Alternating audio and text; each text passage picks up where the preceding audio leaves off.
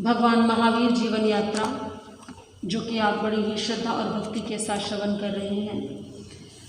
साधना काल चल रहा है प्रभु का, और साधना काल में एक एक वर्ष आगे बढ़ते हुए प्रभु एक एक नई परीक्षा का सामना, एक नए कष्ट का सामना कर रहे हैं। तपस्या की उत्कृष्टता हो रही है। 5 महीने 25 दिन हो गए हैं प्रभु के अभिग्रह को। अभिग्रह धारण किए हुए पूरे नगर में जनता प्रतिदिन जो है प्रतीक्षा करती है, शायद आज प्रभु गोचरी ले, आज प्रभु जो है भिक्षा ले ले। प्रभु आते हैं नगर में और वापस चले जाते हैं। क्यों? क्योंकि अभिग्रह पूरा नहीं हो रहा। प्रतिदिन आ रहे हैं और वापस लौट जाते हैं। सब परेशान है, सबके मन में जिज्ञासा है, ऐसा क्या हो गया है जो प्रभु भिक्षा के लिए आते हैं। इसका अर्थ क्या है कि प्रभु की तपस्या भी, अगर प्रभु के भाव हो कि 4 महीने तप करना है तो भिक्षा के लिए जाएंगे ही नहीं, परंतु प्रभु प्रतिदिन भिक्षा के लिए आते हैं और वापस लौट जाते हैं। तो जनमानस के मन में और धीरे धीरे ये समाचार राजा और रानी को भी प्राप्त हो गए, परंतु कोई भी कुछ नहीं कर सकता, क्योंकि प्रभु तो अपने मुख से किसी को भी कुछ भी बताते नहीं हैं, कुछ भी कहते नहीं हैं। क्या किया जाए? कुछ भी किया नहीं जा सकता।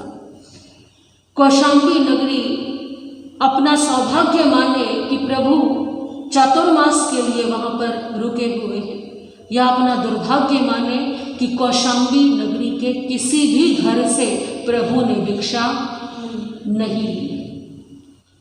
समय बीतता रहा, 5 महीने 25 दिन हो गए,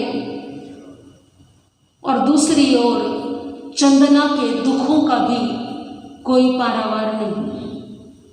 बंदी बना करके उसे मूला सेठानी ने डाल दिया है तहखाने में। 3 दिन हो गए। 3 दिन बाद धनवाह सेठ अपने कार्य से वापस लौटे।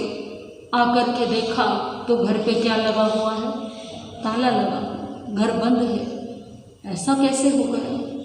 कहाँ चली गई सेठानी? कहाँ चली गई? परिवार पुत्री कहाँ गई? और तो कोई है नहीं परिवार में, दास दासियां हैं। जो पत्नी नहीं है तो दास दासियां भी घर में क्या करेंगे? कहाँ गई मूला?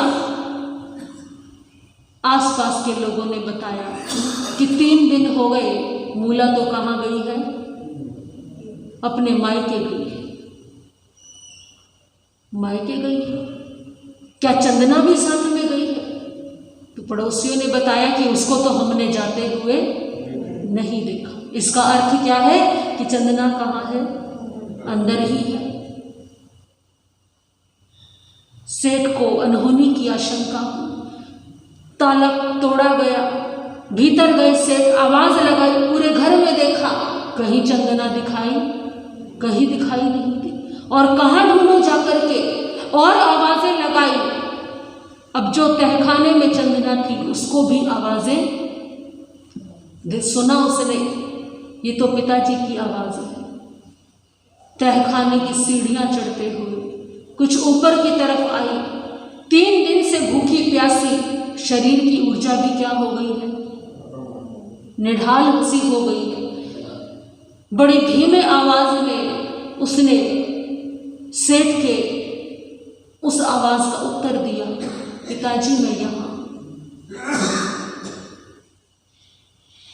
सेठ को आभास हुआ, अरे ये तो कहाँ है? तहखाने में। तहखाने का भी ताला बंद है। तहखाने का ताला तोड़ा, ताला तोड़ा, देखा चंदना की हालत को, उसकी दशा को। केश जो है, बाल जो है, वो सब हटा दिए हैं मूला सेठानी ने। फटी पुरानी एक साड़ी जो है वो शरीर पर लिपटी हुई है। आंखों में आंसू है। जिस चंदना ने अब तक धैर्य धारण किया हुआ था, धनवाह सेठ को देख करके वो धैर्य का बांध भी 3 दिन से भूखी प्यासी हाथों में जंजीरें हैं, पैरों में जंजीरें हैं। सेठ की आंखों से आंसू बहने लगे। ऐसी दशा, समझ नहीं आ रहा सेठ को कि मैं क्या करूं। पहले इसके बंधन से इसे मुक्त करवाऊं, इसे वस्त्र दूं या फिर इसे भोजन खिलाऊं। सेठ ने कहा, बेटी मैं सबसे पहले क्या करूं तेरे लिए? मैं तेरे बंधन तोड़वाने के लिए किसी लुहार को बुलाकर के लेके आता हूं। चंदना ने आवाज लगाई, पिताजी मैं 3 दिन से भूखी। सेठ ने इधर उधर देखा। जो घर 3 दिन से, जिस घर का चूल्हा बंद पड़ा हो, उस घर में भला क्या मिलेगा? कुछ नहीं दिखाई दिया, सेठ को कुछ नहीं सूझा। 3 दिन के बासी उबले हुए उड़द रखे थे, जो 3 दिन से वही पड़े हुए थे, वही उठाए, किसमें दे डाल करके। कोई बर्तन नहीं है वहां पर, घर क्योंकि अभी पूरा बंद पड़ा हुआ है। इतना समय नहीं है कि पहले घर का ताला तोड़ा जाए, द्वार खोले जाए। तो सेठ ने जल्दीबाजी में एक सूप उठाया, उसमें ही जो है उड़द के बाकुले डाले, दिए हाथ में चंदना के, बेटी अभी तो और कुछ भी नहीं है, तू ये खा, मैं अभी तेरे बंधन काटने के लिए लोहार को बुला कर के लाता हूं। दौड़ गए सेठ। न दास है न दासी है घर में, न कोई सेवक है, खुद ही दौड़े चले गए लोहार को बुलाने के लिए। अपने भाग्य को देख रही है चंदना कि एक समय राजकुमारी थी, कितने सुख थे जीवन में, और आज परिस्थिति क्या है कि 3 दिन की भूखी प्यासी चंदना के हाथों में क्या है? 3 दिन के बासी उड़द। फिर भी चंदना का मनोबल टूटा नहीं, चंदना का धैर्य नहीं टूटा। चंदना ने अपने मनोबल को समेटा, अपने आत्मबल को एकत्रित किया, कुछ बाहर निकल कर के आई खुली हवा में, क्योंकि 3 दिन से कहाँ बंद थी? तहखाने के अंधकार में पड़ी हुई थी। बेड़ियां इतनी ही इजाजत देती थी कि द्वार तक चंदना जो है आ जाए। चंदना आई, द्वार तक आई, खुली हवा में सांस लेने के लिए। थकी हुई है क्योंकि 3 दिन से कुछ भी खाया नहीं, पानी भी नहीं मिला है। दहलीज पर बैठ गई, इंतजार करने लगी, पिताजी आएंगे और मेरे बंधन खुलवाएंगे। सामने है उड़द के बाकुले, उबले हुए उड़द हाथों में। सोच रही है चंदना, कितना अच्छा होता कि पहले किसी को खिला करके मैं फिर खाती। बैठी हुई ये सोच ही रही थी, ये भावना भा ही रही थी कि इतने में ही वो घड़ी आई। शमन भगवान महावीर भिक्षा के लिए विचरण करते करते उसी द्वार, उस गली में ही आ गए। देखा दूर से चंदना ने, कौन है? ये तो शमन वर्धमान है। कितना ही अच्छा हो कि मैं किनको ये उड़द के बाकुले किसको दूं? मैं अपने ग्रहण करने से पहले, खुद खाने से पहले मैं इनको दे दूं, इससे अच्छा भला क्या होगा? प्रभु चलते चलते निकट आ रहे हैं, सारे अभिग्रह पूर्ण हो रहे हैं। कौन कौन से? कि जिससे पारणा हो वो द्रव्य क्या हो? उड़द के बाकुले हो। सूप के कोने में हो, जिसे आहार देना है वो दहली के भीतर और बाहर हो, यानी एक पैर दहलीज के भीतर हो और एक पैर बाहर हो। काल से भिक्षा का समय बीत गया हो, यानी अब संध्या का समय लगभग आने वाला है। राजकुमारी हो, दासी बनी हुई हो, कितना कठिन है भला एक राजकुमारी दासी कैसे बनेगी। हाथों में उसके हथकड़ी डली हो, पैरों में बेड़ियां हो, शरीर पर जंजीरें हो, केश उसका मुंडित हो, केश यानी सिर पे बाल भी, आंखों में आंसू हो परंतु चेहरे पर मुस्कुराहट हो और केले का उसका तप हो। तो ये सारी बातें पूरी हो रही थी। प्रभु निकट आ रहे थे। प्रभु ने देखा सारे संयोग पूरे हो रहे हैं। चंदना के आंसू सूख गए प्रभु को देख करके, चेहरे पर मुस्कुराहट आ गई।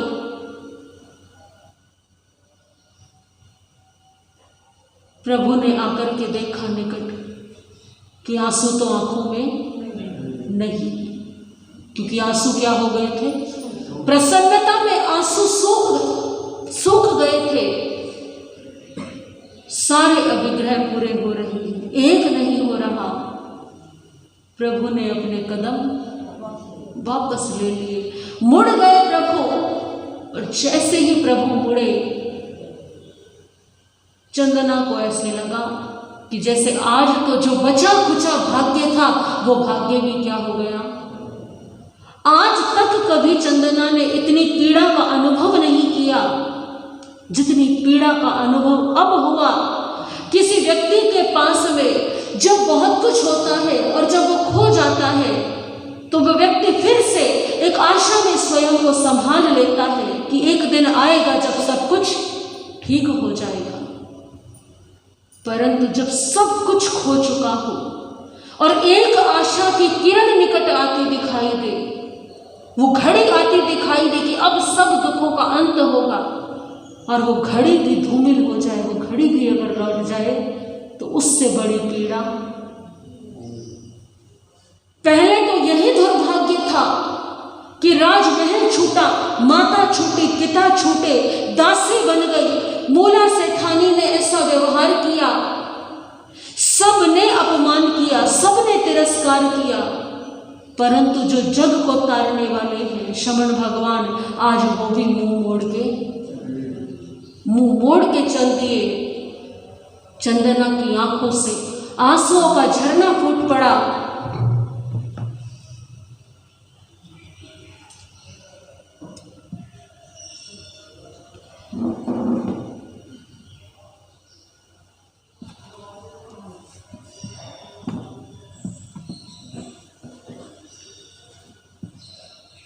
चंदना की आंखों से आंसुओं का झरना बह गया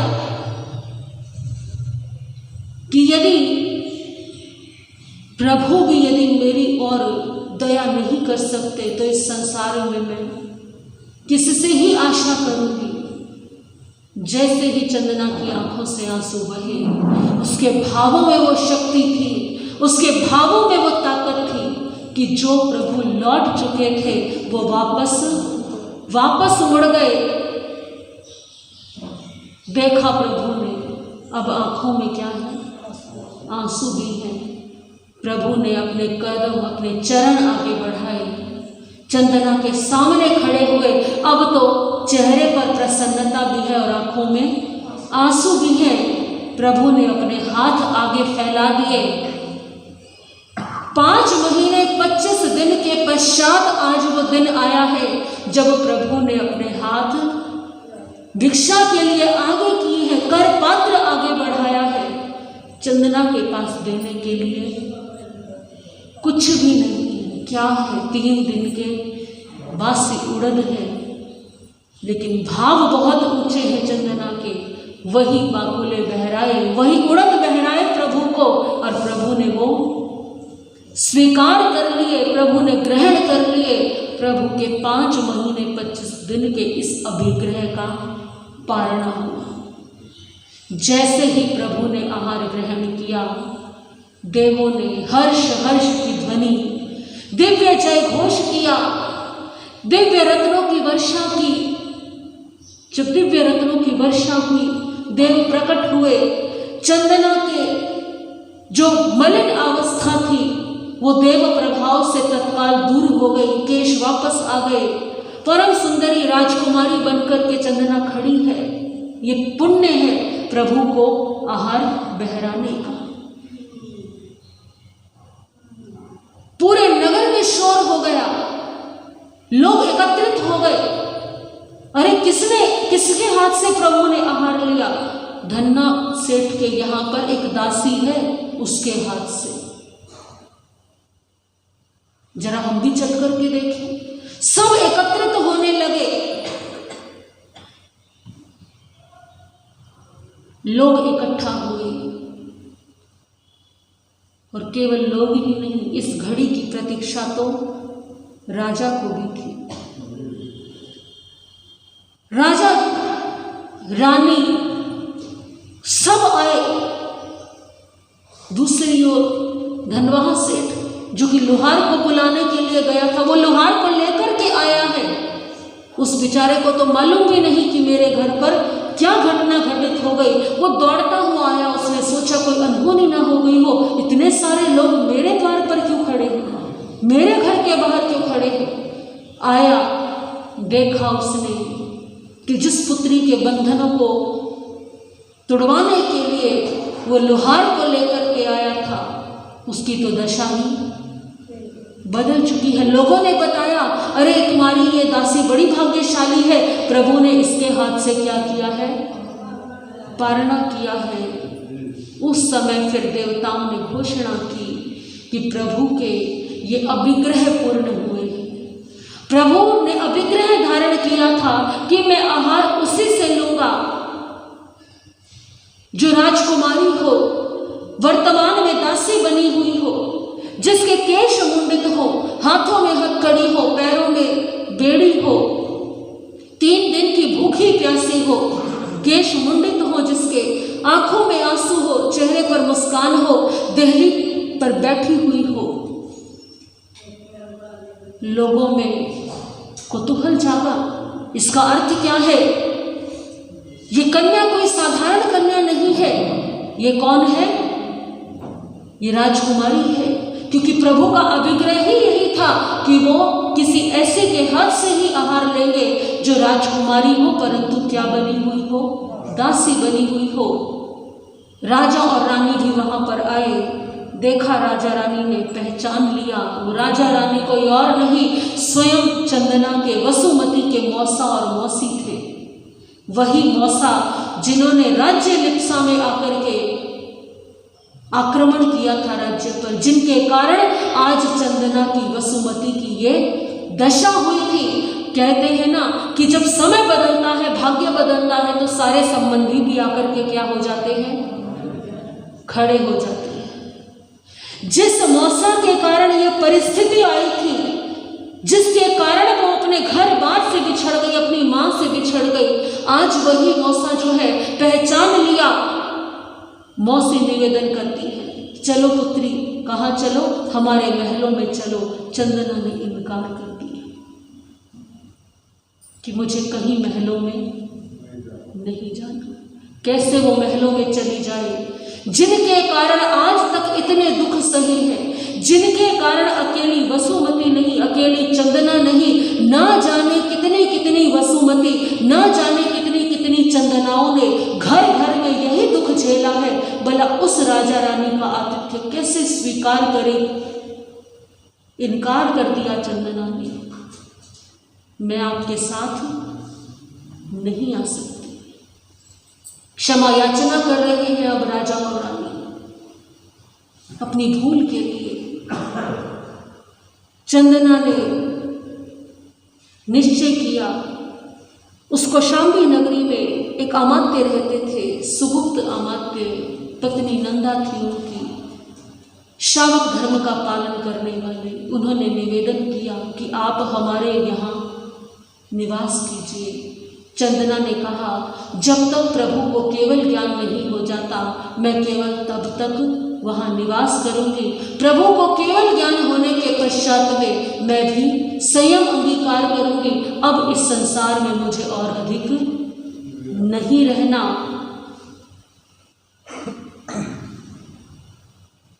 चंदना का ही उद्धार नहीं हुआ, लोगों को यह ज्ञात हुआ कि एक युद्ध का परिणाम क्या होता है। प्रभु महावीर ने क्यों कौशाम्बी नगरी के किसी भी घर से आहार नहीं लिया, किसी भी व्यक्ति से आहार नहीं लिया? कैसे? जिस राज्य के प्रत्येक सैनिक के, जिस राजा के राज्य के राजा के हाथ जो है रक्त से सने हुए हो, दूसरों के दुख में कारण बने हो, बना उन हाथों से आहार कैसे ले? जिस घर में, जिस राज्य में एक राजकुमारी के साथ इतना अन्याय घटित होता रहा, उस राज्य में बाकी साधारण कन्याओं की क्या दशा हुई होगी, जो कि चंपा से लेकर के आई हुई होंगी। आप कल्पना कर सकते हैं।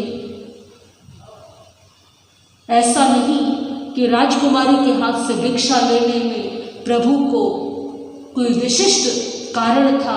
कारण इतना ही था, लोगों को यह समझाना कि जब एक राजकन्या की दशा ऐसी हो सकती है, इतनी दुर्गति हो सकती है, तो साधारण लड़कियों की, तो साधारण स्त्रियों की तो एक दासी भी विशिष्ट हो सकती है। एक दासी जिसे सारा दिन घर का काम करवाना और कष्ट देना लोग अपना अधिकार समझते हैं, वो दासी भी इतनी पुण्यशाली हो सकती है कि प्रभु उसके हाथों से ही भिक्षा ग्रहण करे। किसी सेठ से भिक्षा ग्रहण नहीं की, राजा रानी से भिक्षा ग्रहण नहीं की। प्रभु ने एक दीनहीन, उस समय जिसकी परिस्थिति मलिन थी, ऐसी दासी से भिक्षा ग्रहण की। लोगों में अपनी भूल का पश्चाताप हुआ, कन्याओं को मुक्त किया गया। कौशाम्बी से विहार करके सुमंगल, सुचेता, पालक प्रभृति गांवों में विचरण किया। अब चंपा नगरी में प्रभु ने 12वां चातुर्मास किया। अब तो केवल ज्ञान का समय अत्यंत निकट ही है, परंतु प्रभु के कष्ट अभी भी खत्म नहीं हुए हैं। एक बहुत ही बड़ा कष्ट, बहुत ही बड़ा उपसर्ग जो है, परिशह जो है, वो प्रभु को आने वाला है, जिसे उत्कृष्ट परिशह जो है हम कहेंगे प्रभु की साधना का कानों में कीले ठोके जाना। ये अभी घटित होना बाकी है। ये केवल ज्ञान की राह, ये आत्म कल्याण की राह भगवान महावीर के लिए इतनी सरल नहीं है। अभी इस मार्ग में और कौन सी परीक्षाएं देनी बाकी हैं प्रभु को, ये आने वाली भगवान महावीर जीवन यात्रा में आप श्रवण करेंगे। आज की चर्चा यहीं तक ही। सभी साथ मिलकर के प्रभु महावीर की स्तुति करेंगे। जो भगवती त्रिशला